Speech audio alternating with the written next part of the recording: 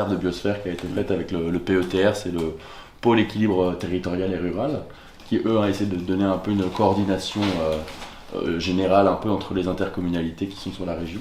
Et en ce moment, il y a un regain un peu d'activité, notamment après le Covid, de gens qui veulent aller dans la nature pour faire du sport. Alors il y a les vététistes, il y a eu le motard, le quad, il y a les gens qui viennent pour la cueillette, champignons, pour cueillir les myrtilles, les baies, ou les plantes un peu comme la spirule, ou qui sont plus des trucs de niche. Et puis il y a les usages forestiers, donc la monoculture du bois, et il y a les gens au contraire qui veulent plutôt de la diversité dans les essences, et la chasse, qui est très importante ici, qui est quand même très répandue, parce qu'il y a une richesse du gibier qui est présente. Et tout ça, en fait, essaie de s'articuler d'une manière un peu chaotique pour l'instant. Et nous, on essaie de démêler un peu de qui intervient avec quoi, et puis comment est-ce qu'on peut essayer de préserver au mieux le massif, la biodiversité, avec tous ces usages et ces pratiques qui se mélangent les unes avec les autres.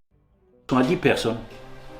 Tous des improduits à l'administration forestière à Strasbourg. Ah oui. Ouais. C'est des jeunes, 5 jeunes, oui.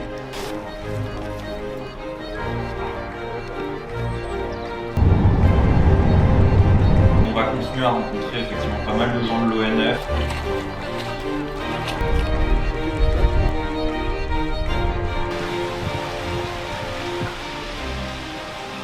D'accord, ok. Cette zone Natura 2000... Surtout qu'ils n'y aillent pas dans la zone. Oui, en fait, c'est surtout ça, ils ont éjecté les vététistes de la zone.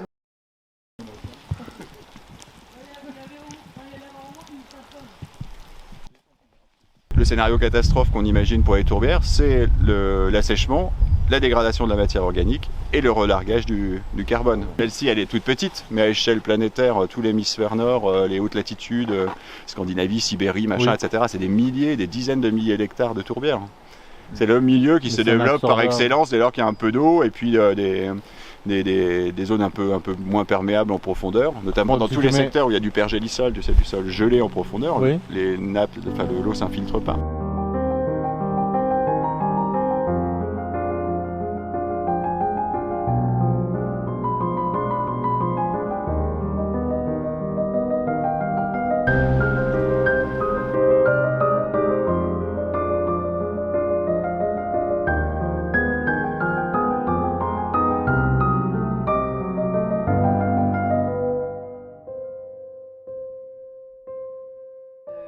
On constate quand même que ces pratiques récréatives-là sont parfois sujettes à des tensions, et notamment la chasse et l'usage de véhicules motorisés qui sont souvent cités comme des tensions récurrentes. Ces acteurs s'accordent à dire qu'un scénario idéal, c'est une forêt plutôt mosaïque, toujours calme et ressourçante, et en fait préservée par des usages et pratiques durables. C'est très intéressant d'avoir ce retour de votre part, voilà, pour pouvoir le confronter à ce que nous, on peut se faire comme idée. Il y avait un fort sentiment d'appartenance et de fierté des habitants de la montagne, de la forêt, qu'on ne percevait pas forcément, nous, au quotidien, et que là, vous avez mis en avant.